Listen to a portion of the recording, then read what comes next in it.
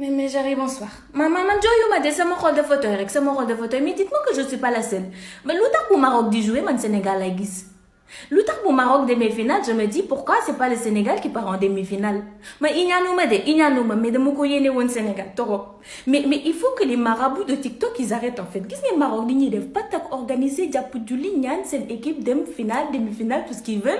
Nous, on a tellement de marabouts sur TikTok, c'est incroyable.